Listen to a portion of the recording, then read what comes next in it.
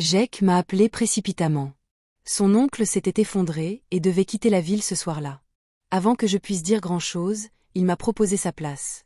Il a dit que sa mère ne s'en offusquerait pas. Je n'ai pas discuté. Ma chambre était invivable avec le désordre des rénovations. Un vrai lit et une douche propre, c'était le paradis. Je suis arrivée avec un sac de sport et un merci. La mère de Jake a ouvert la porte. Elle apparut surprise un instant, puis a souri légèrement. « Tu dois mourir de faim », dit-elle en s'écartant. La maison sentait le romarin et quelque chose qui cuisait. Je l'avais déjà rencontrée, des salutations polies, des au revoir rapides, mais cette fois c'était différent. Elle n'était pas seulement la mère de Jake. C'était une femme en chignon, pieds nus. Elle était comme quelqu'un qui avait l'habitude du silence. Le dîner était léger. Saumon au four, haricots verts. Elle se versa un verre de vin et m'offrit de l'eau. Nous nous sommes assises aux extrémités opposées de la table, le silence interrompu par des fourchettes et le léger bourdonnement du réfrigérateur. Elle m'a demandé comment s'était passée l'école. Je lui ai demandé comment elle tenait le coup. Elle a hoché la tête en disant « c'était calme, trop calme peut-être ». Elle ne me regarda pas beaucoup, mais quand elle le fit, ce fut un regard inquisiteur. Son regard fut juste une seconde de trop. Après le dîner, je lui proposai de faire le ménage. Elle me dit que ce n'était pas nécessaire, mais je le fis quand même. Elle se tenait près de la porte de la cuisine, les bras croisés, à l'observer. Je pouvais. Ce genre d'attention qu'on n'a pas l'habitude de recevoir. À l'étage, la chambre d'amis était fraîchement préparée. Tandis que je posais mon sac, elle passa dans le couloir, une serviette sur l'épaule. « Préviens-moi si l'eau est trop froide », dit-elle. Sa voix était désinvolte. Pourtant, cette sensation me resta gorge pendant des heures. Le lendemain matin, elle prépara des œufs et du café. Pas de bavardage cette fois. Elle posa l'assiette devant moi, ses doigts effleurant brièvement les miens, juste la peau une seconde, mais cela laissa une étrange impression. Charge derrière comme des parasites. Je me suis surpris à la regarder s'éloigner. Sa posture était droite, confiante, comme si elle savait quelque chose que j'ignorais. Je devais rester hors de son chemin. Reed dans la pièce faisait quelques devoirs, mais plus tard, j'ai entendu de la musique en bas. Quelque chose de vieux, de touchant. J'ai suivi le son et je l'ai trouvé en train de ranger des étagères qui se balançaient légèrement. Elle a ri. « Il faut que je m'occupe », dit-elle en époussetant un vieux cadre photo. C'était une photo de Jake enfant. Je mets son visage, il me suivait partout comme un dit-elle puis plus doucement. Maintenant il m'appelle à peine. Je ne savais pas quoi dire. Elle a donné un bref coup de pouce et est retournée à sa tâche, mais ce moment m'est resté gravé dans la mémoire derrière ses yeux. Cette nuit-là, je suis restée au lit plus longtemps qu'à écouter, des pas me demandant pourquoi je ne pouvais pas arrêter de penser à elle. Elle a commencé à laisser la porte ouverte quand j'étais dans la cuisine. Pas en grand, juste pour discuter entre les pièces. On avait des conversations comme ça. Moi à l'évier, elle qui pliait son linge sur le canapé. C'était « mais j'ai remarqué son changement de ton curieux ». Elle me posait des questions qu'on ne pose pas. Si la maison me manquait, si je faisais facilement confiance aux gens, si je croyais au timing. Répondis-je sans trop savoir pourquoi j'étais honnête. Peut-être parce qu'elle écoutait comme si c'était important. Un soir, je l'ai aidée, nos mains tout en fouillant dans le même sac. Nous sommes immédiatement revenus, juste une seconde aussi. Nous avons tous les deux remarqué. Nous n'en avons pas parlé. Plus tard, elle m'a demandé si je voulais la rejoindre pour un moment. Je regarderai seule, dit-elle. Mais c'est agréable d'avoir de la compagnie. Je me suis assis à un bout du canapé. Elle était plus près que je ne le pensais. Non, mais assez près de zéro pointé. Son parfum était subtil, quelque chose de floral, de familier. À mi-chemin, le courant coupé. Ouvrage probablement. Elle lit une bougie dans le tiroir. Son visage semblait plus doux dans la lueur. Ça fait des années que je n'ai pas eu à faire ça, dit-elle en riant. Nous sommes restés assis en silence un moment. Je lui ai demandé si elle avait peur d'être seule. Elle m'a regardé un long moment avant de dire « avant c'était le cas ». Maintenant, je m'habitue au silence. Puis elle a ajouté « Jake n'est plus souvent là. Je suppose que c'est ce qui arrive ». Je ne savais pas quoi dire, alors j'ai simplement hoché la tête. Elle a baissé les yeux et a retroussé sa manche. « C'est étrange », a-t-elle dit. Parfois, on vit dans la même maison que quelqu'un et on apprécie quand même un invité. Je lui ai dit que ça semblait solitaire. Elle a levé les yeux et a dit « c'est le cas ». Après cette nuit-là, quelque chose a changé. Elle a commencé à me demander de rester pour les repas, même quand je disais que j'avais quelque chose à manger. J'en ai trop fait, disait-elle. Objectif sage, jamais. Au cours d'un de ces dîners, elle a posé des questions sur ma mère. J'ai dit que nous n'étions pas proches.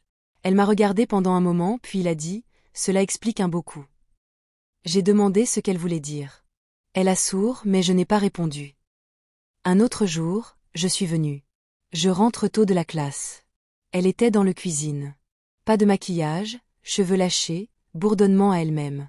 Elle ne m'a pas entendu au début. Quand elle a fait, elle a juste souri et a dit « tu en avances ». Comme si elle était contente, que la nuit, j'ai entendu des pleurs. Puis je suis partie. Elle était assise à table, un verre à moitié plein de vin devant elle. Elle a rapidement haussé les sourcils. Désolée, je ne voulais pas que tu vois ça. Je me suis assise en face d'elle. Elle est restée silencieuse un moment. Puis elle a dit, je pensais que les choses seraient différentes à ce stade de ma vie, mais me voilà. Elle m'a regardée non seulement triste, mais exposée. Et pendant un moment, j'ai voulu la faire voir. Je voulais qu'elle sache qu'elle n'était pas invisible. J'ai revenu 2 jours plus tard. Il m'a envoyé un texto pour me demander si je pouvais l'aider. Quand j'ai ouvert la porte, elle descendait déjà les escaliers comme si de rien n'était. Suraya Quoth. Elle l'a salué d'un mât appelé mon chéri comme toujours. Nous avons porté des cartons dans la cuisine. Il a ri de son voyage, m'a raconté des anecdotes comme si rien ne lui avait échappé. J'ai hoché la tête aux bons endroits, mais tout était bizarre. Je ne pouvais pas la regarder directement. Elle ne m'a pas regardé. Du tout. Plus tard, ce soir-là, nous avons dîné tous ensemble. Elle a préparé a dit que c'était son plat préféré. Je l'ai forcé.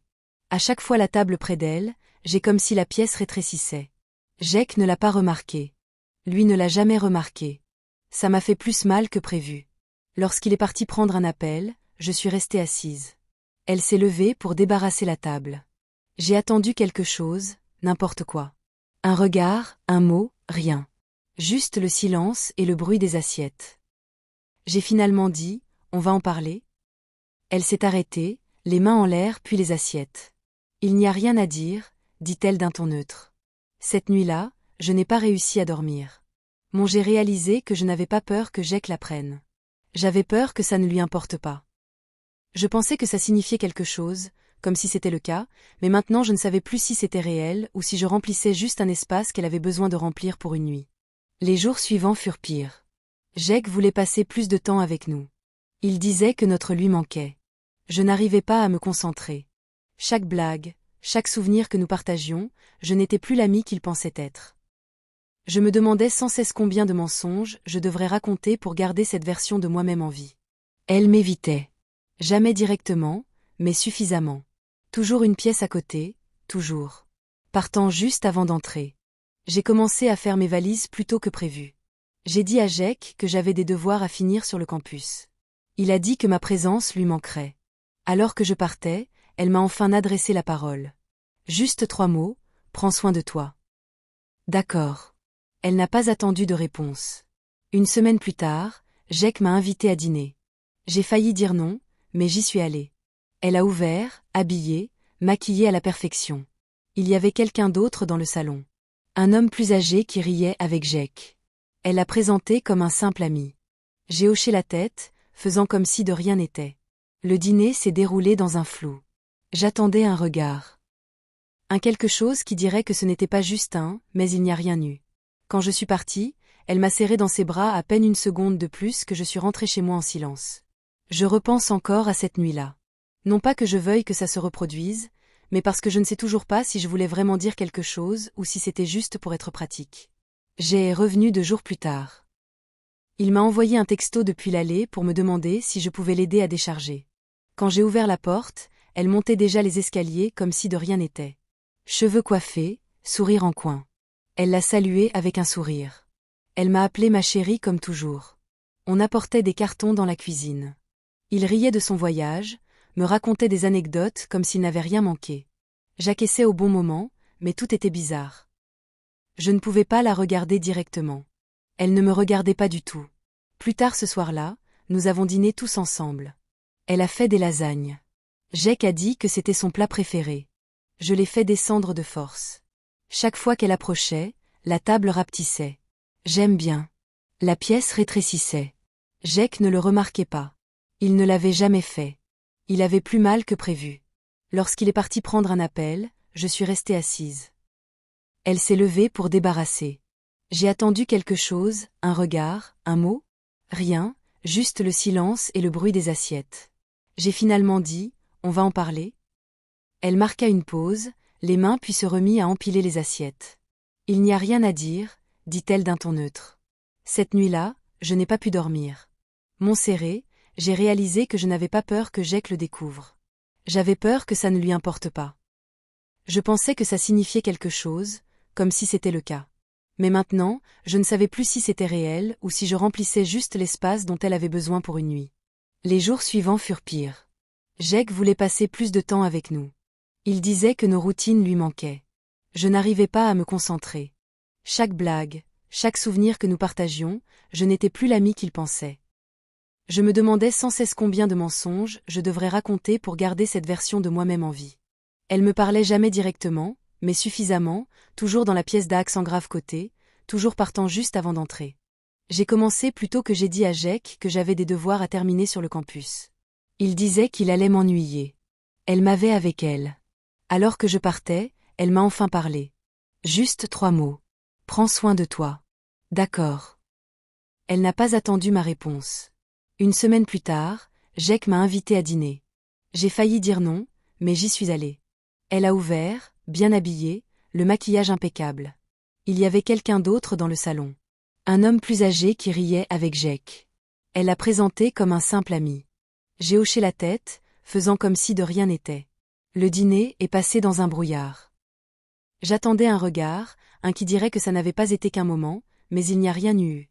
Quand je suis partie, elle seconde de plus que j'ai conduit jusqu'à chez moi en silence.